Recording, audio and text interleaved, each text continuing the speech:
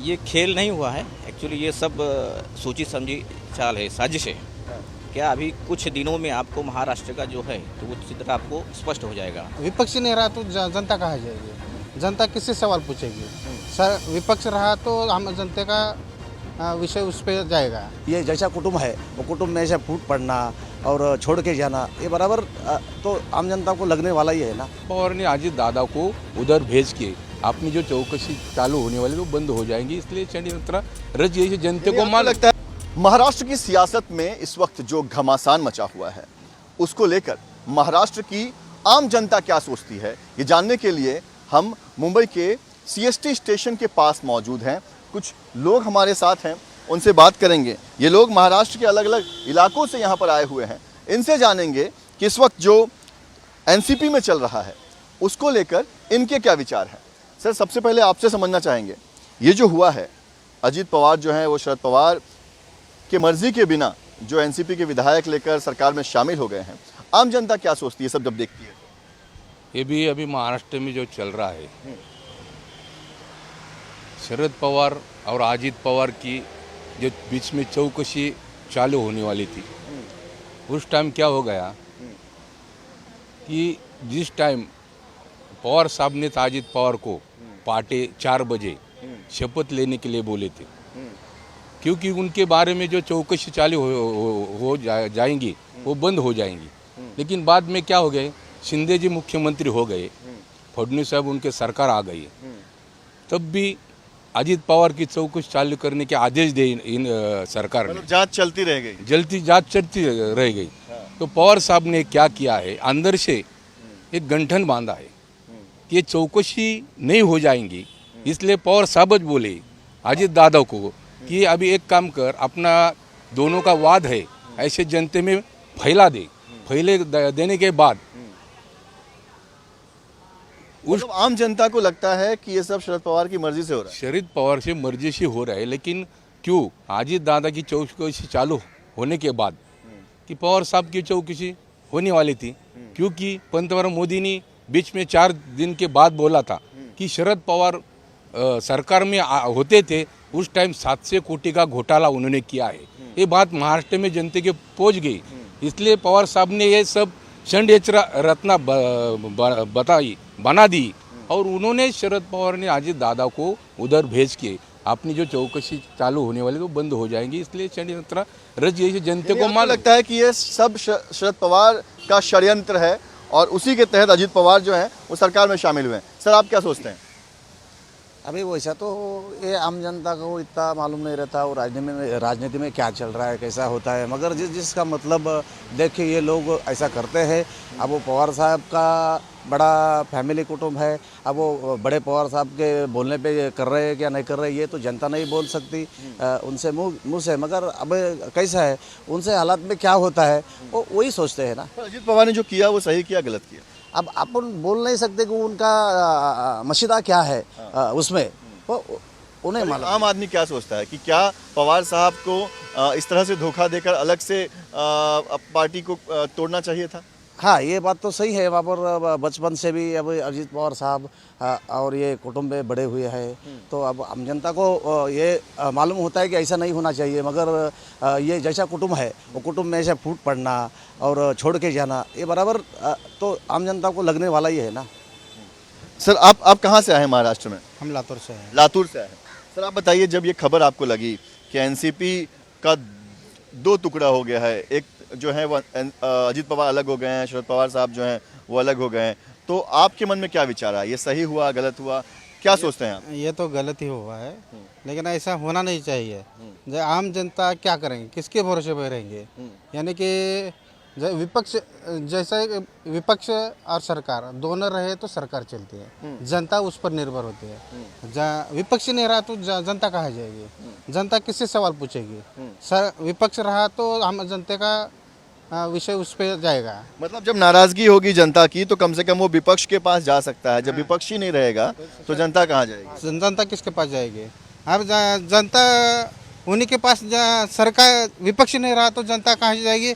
अभी तो मेरा तो एक ही सवाल है, ऐसा सरकार इधर से उधर करेगी, आज हम उसको वोटिंग दे के चुनाव लड़ के जिताएंगे, अभी हम मेरा एक ही मकसद है, मेरा वोटर आईडी बेचना है। इनके तरह ऐसा नहीं करना। अभी मेरे को वोटिंग नहीं करना। सरकार ऐसे आज इसके पास है, आज इसके साथ चलेगी, उसके साथ चलेगी, तो हमारा वोटर आईडी का क्या मतलब है? आप कह रहे हैं कि आपको वोट ही नहीं करना आगे। वोट ही नहीं करना है। ऐसा करेंगे तो हम किससे वोट करेंगे? बिल्कुल, देखिए, तो जनता की नाराज़गी है कि हमने विपक्ष को वोट किया था, वो जाकर सरकार में शामिल हो जाते हैं, तो फिर ऐसा वोट करने का क्या मतलब? दादा, आपसे समझना चाहेंगे, ये जो कुछ हो रहा है महाराष्ट्र की राजनीति में, शरद पवार की पार्टी अब टूट चुकी है, पहले शिवसेना के साथ हमने देखा क्या हुआ, क्या सोचते हैं आप? हम नहीं बात कर आप कहिए। हिंदी नहीं आती हमको। आपको आती है हिंदी? अच्छा, कहिए क्या सोचते हैं आप? ना अभी जो लोग ने आपको बताया मुलाकात दी है, इसमें मैं सहमत हूँ कि आपको लगता है कि अजित पवार ने गलत किया? नहीं, अभी जो यही बोल रहे हैं ना, इसमें सहमत हूँ मैं। लेकिन सर एक बात बताइए कि जब जनता ने एनसीपी को वोट दिया तो एनसीपी तो सत्ता में थी नहीं, तो जनता का काम कर नहीं सकती थी। अब अजित पवार जब सत्ता में आ गए हैं तो शायद जनता का काम अच्छे से कर सकते हैं। तो अजित पवार ने सही किया या गलत किया? देखो, सबसे पहली बात तो ये है कि सबसे पहले अपने देश में कौन है, हुकूमत है, लोकशाही है या हुकूमत है? तो ये मैं कहूँगा ये हुकूमत है। हुकूमत कौन सी है? तो ये जैसा हिटलरशाही होती है उसी तरह, जैसा एक हम रास्ते में देखते हैं, एक मदारी है तो बंदर को नचाता है। तो आज का एक भी राष्ट्रीय पक्ष ऐसा नहीं है जिसने करप्शन शायद नहीं किया होगा, ऐसा मुझे लगता है पर्सनली।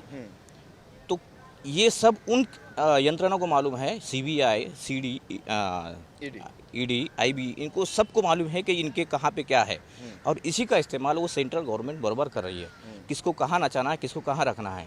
तुम अगर ऐसा नहीं करोगे तो हम ऐसा कर देंगे, और शायद मेरे ख्याल से ऐसा हो रहा है। कह रहे हैं इसके कि लिए जो जांच एजेंसियां हैं उनके दबाव में आने की वजह से ये लोग जो है वो पार्टी बदल रहे हैं। बिल्कुल बिल्कुल, ये तो बिल्कुल सही है। सर आप क्या सोचते हैं कि जांच एजेंसियों का दबाव है, उसकी वजह से अजित पवार ने ये फैसला लिया, या फिर वो लोगों का भला करना चाहते हैं इसलिए वो फैसला लिया? पहला बात तो है, कांग्रेस राष्ट्रवादी सरकार में कब ईडी मालूम नहीं थी किसको। उस भाजपा के भी लोग थे, आमदार थे, उनके ऊपर भी कांग्रेस राष्ट्रवादी ईडी लगाते थे, लेकिन उन्होंने ऐसा फायदा कुछ किया नहीं। लेकिन अभी की सरकार क्या करे भाजपा की, कि जिसके पास कोई ईडी लगा के भाजपा में शामिल आने का या तुरुंग में जाने का, ये सोच सोच के ईडी को या तो बीजेपी में आ जाओ या जेल में चले जाओ। जेल में जाओ। एक तो बीजेपी में आओ, नहीं तो ईडी पीछे डाल के जेल में जाओ। अब देख रहे अच्छे अच्छे मंत्री अंदर गए थे, कोई को जामीन हो गया। इसलिए सब, कोई राष्ट्रवादी वाला हो, कांग्रेस वाला हो, आमदार अपना इस उम्र में जेल में नहीं जाने का, भाजपा में जाने का सोचते। क्यों? तो जेल में जाके क्या करेंगे, बुढ़े होने। उनकी ये नहीं ना, पहले ही सरकार ये कभी भी राष्ट्रवादी कांग्रेस ऐसी गलत काम किया नहीं था। ईडी किसको मालूम भी नहीं थी। अभी भाजपा सरकार आ गया, इसलिए अपने जनता को मालूम हो गया ये देश में ईडी कुछ तो है, इसलिए कुछ हम बीजेपी के आने के बाद लोगों में ईडी क्या है, आईबी क्या है, सीबीआई क्या है, वो ज़्यादा समझ में आया। सर आपको भी लगता है कि ये जो अजित पवार ने फैसला किया है वो जांच एजेंसियों के डर से वो जो है वो आज बीजेपी के साथ गए हैं? अभी वो डर से गए कि कैसे गए वो उनको ही पता, मगर यही है, हम ये जनता तो ये बोलेंगे कि बस अब ये पवार साहब का पहले से भी बड़ा फैमिली था, कुटुंब था, बड़े साहब को छोड़ के दिया, इससे हमसे थोड़ा दुख हो जाता है। अब वो उनका बैकग्राउंड, आपको दुख है कि पवार साहब को छोड़ के नहीं जाना चाहिए था? हाँ, नहीं जाना चाहिए था। तो वो पहले से भी पार्टी एक थी, बचपन से बढ़ाया, पूरा सिस्टम बनाया। बोले तो अजित पवार साहब बड़े माइंडेड, होशियार है, तो पवार साहब के लिए वो अच्छे थे। अब वो उसमें से निकलना ये थोड़ा दुख की बात है थोड़ी। आपको भी लगता है सर कि पवार साहब के साथ इस उम्र में ये नहीं होना चाहिए? नहीं होना चाहिए। ये तो महाराष्ट्र में यानी कि देश में सबसे बड़े राजनीतिक है, लेकिन इनके साथ ऐसा नहीं होना चाहिए। जैसे अभी अजित पवार उनके भतीजे हैं, वैसा नहीं करना चाहिए था उन्हें। बिल्कुल, देखिए जो आम लोग हैं उनकी राय है कि अजित पवार उनके भतीजे थे, उनको ऐसा नहीं करना चाहिए था। हालांकि दूसरी तरफ शरद पवार को सबसे बड़ा चाणक्य माना जाता है राजनीति का, लेकिन क्या वाकई में शरद पवार अब चाणक्य रहे हैं? शरद पवार चाणक्य थे और चाणक्य है, चाणक्य रहेंगे। उनकी एक अलग पहचान है, पूरे देश में है, सबको पता है। मोदी जी भी जब आते हैं तो सबसे पहले शरद पवार को मिलते हैं महाराष्ट्र। अभी तो खेल हो गया उनके साथ ही। ये खेल नहीं हुआ है एक्चुअली, ये सब सोची समझी चाल है, साजिश है। क्या अभी कुछ दिनों में आपको महाराष्ट्र का जो है तो वो चित्र आपको स्पष्ट हो जाएगा कि कुछ जो आमदार है वो बर्खास्त हो जाएंगे, उनकी जो जगह निकलेगी वो इनको उधर एडजस्ट करके लेंगे। तो ये साजिश कौन कर रहा है, बीजेपी कर रहा है या शरद पवार ही जो है वो पूरे मास्टर उनका ही ये मास्टर प्लान है? ये सब बीजेपी कर रही है। ये सब बीजेपी कर रही है। तो देखिए, लोग जो हैं वो अलग अलग राय रखते हैं। किसी को लगता है कि अजित पवार ने ये सही नहीं किया है। लोगों का कहना है कि जांच एजेंसियों के डर की वजह से आज अजित पवार जो हैं वो इस तरह से बीजेपी में शामिल हुए हैं। कुछ लोगों को लगता है कि अगर आप शामिल हो भी गए हैं तो आप जनता का काम करिए। तो ये जो है वो महाराष्ट्र के आम जनता की राय है। हालांकि अभी देखना बाकी है कि शरद पवार अब आगे किस तरह की रणनीति बनाते हैं। अजित पवार ने पार्टी तोड़ दिया है, आगे शरद पवार क्या कुछ फैसला लेते हैं? क्या वाकई में वो कोर्ट का दरवाज़ा खटखटाएंगे या फिर वो जनता के पास जाकर एक बार फिर से अपनी पार्टी को अपने साथ ले आएंगे? वीडियो जर्नलिस्ट रमेश के साथ पंकज मिश्रा, न्यूज़ नेशन, मुंबई।